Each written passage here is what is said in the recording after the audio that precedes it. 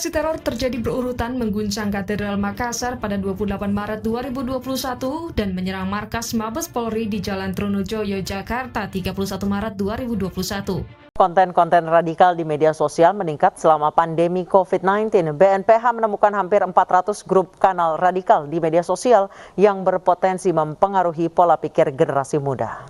Sejak kalangan muda yang terpapar paham radikalisme dan kemudian menjadi pelaku teror dengan kekerasan terekam dalam sejumlah peristiwa teror di tanah air. BNPT juga mencatat terjadinya tren radikalisasi, salah satunya radikalisasi pada kalangan muda. Mudahnya arus informasi yang didapat oleh masyarakat luas melalui media sosial dianggap menjadi penyebab maraknya penyebaran hoaks dan paham radikalisme. Masyarakat khususnya kaum milenial radikalisme juga mengancam keutuhan bangsa mulai dari ideologi asing yang tidak sejalan dengan hal itu dikatakan oleh ketua masyarakat yang satu bangsa bangsa area.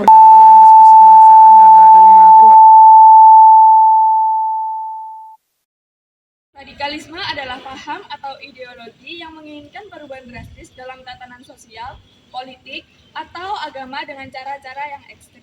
Dalam konteks tertentu, radikalisme kerap menolak keberagaman, tidak menerima perbedaan, dan bahkan tak segan menggunakan kekerasan demi mewujudkan tujuannya. Paham ini menjadi ancaman nyata bagi persatuan bangsa karena mengikis nilai toleransi dan semangat kebinekaan yang menjadi kekuatan utama Indonesia. Di sini kami ingin menanyakan terkait peran generasi muda dan komunitas dalam mencegah radikalisme. Sebelumnya, kenalkan, nama saya Katana Surya Maharani dan sama saya Rivaldi Bagiono dari Sistem Informasi. Lanjut ke pertanyaan pertama ya Mas. Apa pandangan Anda tentang kondisi penyebaran radikalisme di kalangan generasi muda saat ini? Penyebaran radikalisme di generasi muda saat ini cukup rawan karena generasi muda saat ini lebih aktif di media sosial, tapi kadang kurang dibekali oleh pemahaman kritis dan toleransi. Faktor pencarian jati diri, tekanan sosial, dan kurangnya edukasi bikin mereka mudah terpengaruh. Perlu peran keluarga, sekolah, dan pemerintah buat cegah hal ini lewat edukasi dan dialog terbuka. Pertanyaan kedua ya, menurut Anda mengapa anak muda menjadi sasaran empuk penyebaran paham radikal? Karena generasi muda saat ini sering menggunakan internet.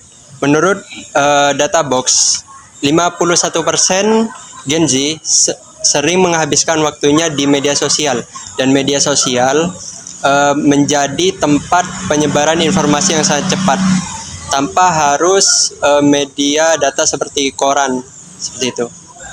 Pertanyaan terakhir, menurut Anda bagaimana pendidikan dan literasi digital bisa membantu generasi muda lebih kebal terhadap radikalisme? Lewat pendidikan, mereka bisa belajar tentang toleransi, keberagaman, dan juga cara berpikir kritis.